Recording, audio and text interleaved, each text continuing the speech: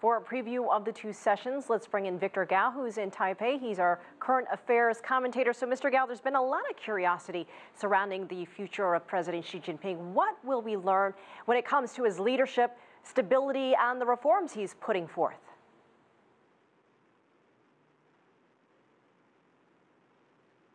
Yes, indeed. The two sessions, as we call them, are about to start very soon, including the annual session of the National People's Congress.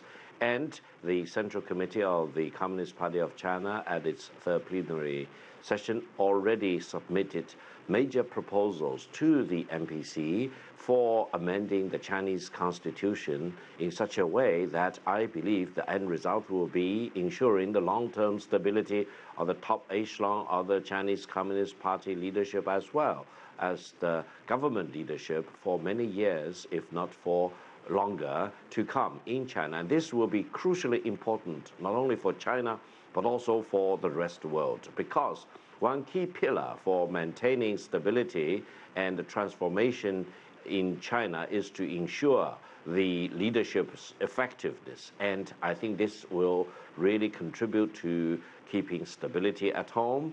And once China is at peace and instability at home, it will contribute even more to keeping peace and promoting global development on the global stage. Therefore, I think this NPC session this year has taken on extraordinary and unusual and very special historical significance. And I think we are all holding our breath to see the proceedings happen and the result being generated. That being said, we know that China has a lot of ambitious goals ahead. Issues of China's economic and social development, the environment. You mentioned how important 2018 is. What are you looking for in the discussions over the next 2 weeks?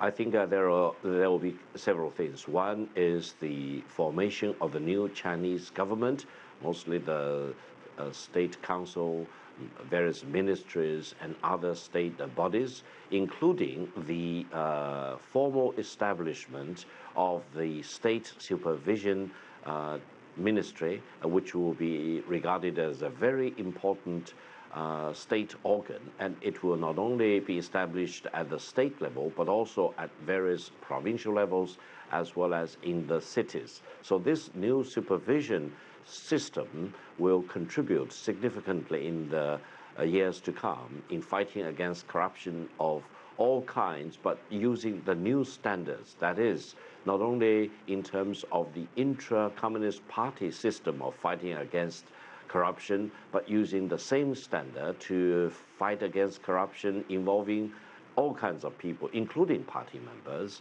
and therefore it will create more consistency, more predictability, and the same standards going forward. So this will be a very important step. Then, as I mentioned, the amendment of the Chinese Constitution, including key clauses to be amended, which most likely will be adopted and most likely will contribute to maintaining domestic stability and ensuring the continuity of the top echelon of the leadership in China for many years to come, or a couple of decades to come even.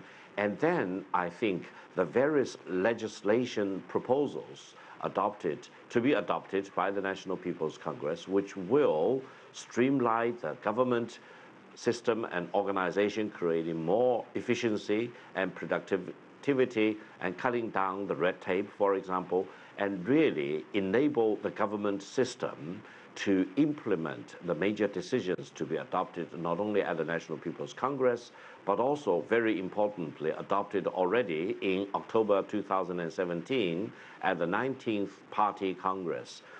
Keep in mind that 2018 is the first full year after the conclusion successfully of the 19th Party Congress, which adopted major policy initiatives.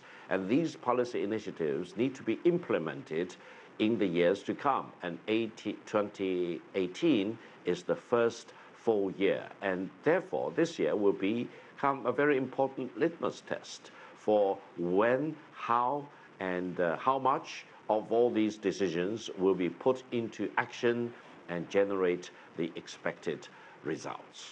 All eyes will be on Beijing. Victor Gao, thank you so much for joining us.